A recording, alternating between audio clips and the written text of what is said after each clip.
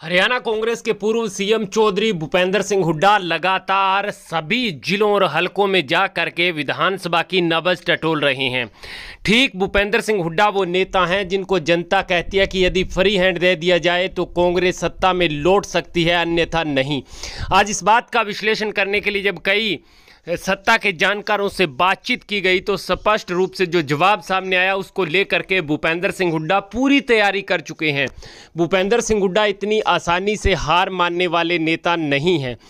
हरियाणा में विधानसभा चुनाव से ठीक पहले लोकसभा के चुनाव भारत में होने हैं और लोकसभा चुनाव तक कांग्रेस की जो स्थिति बनेगी, भाजपा चूंकि एक एक सीट पर पूरा फोकस और जातीय समीकरणों के हिसाब से पत्ते चल रही है और वहीं कांग्रेस पार्टी भी अपने इसी समीकरणों को लेकर के तमाम विपक्षी दलों को एकजुट करने के बाद इंडिया के जो चेहरा है उसके हिसाब से अपने प्रत्याशी उतारेगी।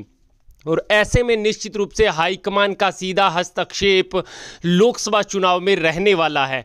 और जब हल्का वाइज, डिस्ट्रिक्ट वाइज या लोकसभा की सीट वाइज विश्लेषण किया जाएगा, चुनाव के नतीजे आएंगे, उसके बाद तय होगा कि हरियाणा विधानसभा चुनाव में क्या कुछ स्थिति रहने वाली है।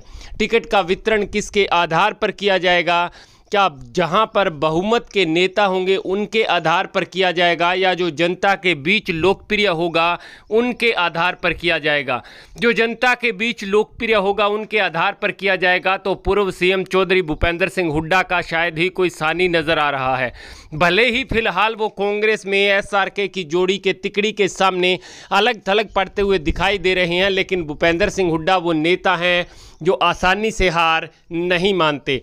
और इसी के मद्देनज़र चलते भूपेंद्र सिंह हुड्डा इस बात को अच्छी तरह से जानते हैं कि विधानसभा चुनाव में जब सीएम कैंडिडेट की बात आएगी तो ठीक उससे पहले राज्य के अंदर लोकसभा के चुनाव हो चुके होंगे, यानी सेंटर में सरकार बन चुकी होगी भाजपा की या इंडिया की किसी की भी।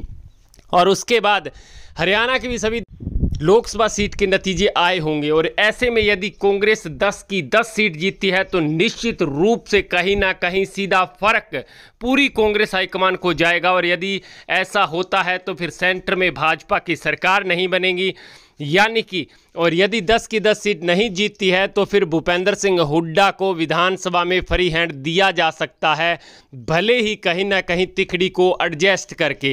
यानी कुल मिलाकर के जो नतीजा निकल करके सामने आ रहा है कि भूपेंद्र सिंह हुड्डा को यदि फ्री हैंड दे दिया गया चुनाव से 6 महीने से पहले यानी लोकसभा चुनाव तक भी, तो कहीं ना कहीं कांग्रेस सत्ता तक लौट सकती है, अन्यथा सत्ता से दूर रहेगी, जो कि जनता करीब से जानती है कांग्रेस पार्टी के नेताओं को। उनके लिहाज से इस बात को हम आपको बता रहे हैं। कमेंट बॉक्स में अपनी भी अहम राय अवश्य दीजिएगा।